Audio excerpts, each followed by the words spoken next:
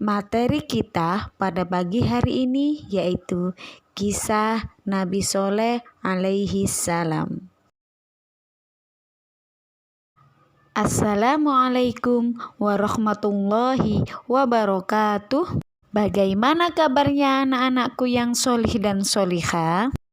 Semoga Allah senantiasa memberikan kita semua kesehatan, sehingga kita semua masih tetap semangat untuk belajar di rumah.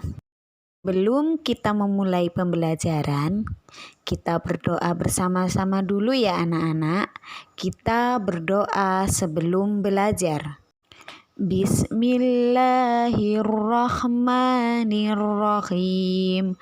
Raditu billahi rabbah wa bil islami dina wa bi Muhammadin nabiyyan wa rasula. Rabbi zidni ilma warzuqni fahma birahmatika ya arhamar rahimin. Nabi Saleh alaihi salam adalah keturunan Nabi Nuh alaihi salam yang keenam. Nabi Saleh alaihi salam diutus Allah berdakwah kepada kaum Samud. Kaum Samud adalah kaum yang sangat pandai. Mereka mampu memperbaiki aliran irigasi.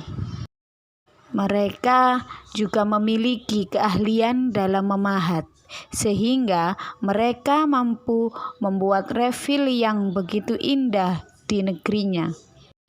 Karena kepintaran dan kejayaan yang mereka miliki, sehingga mereka pun memiliki sikap angkuh dan sombong. Mereka beranggapan apa yang mereka miliki sekarang itu karena kerja keras mereka, bukan karena Allah.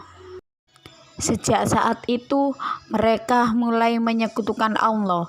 Mereka memulai untuk menyembah kepada selain Allah. Meskipun kaum Samud bersikap sombong dan angkuh, tapi Nabi Soleh tetap berani dan bersabar menghadapi kaum Samud. Nabi Soleh tidak pernah berputus asa untuk menyebarkan ajaran agamanya Allah. Sehingga suatu hari Nabi Soleh mengajak kaum Samud untuk ke kaki gunung.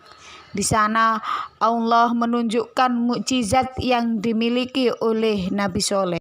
Nabi Soleh mampu mengeluarkan seekor unta dari dalam batu. Setelah itu Nabi Soleh berkata bahwasanya unta ini susunya bisa kalian peras dan kalian minum setiap hari.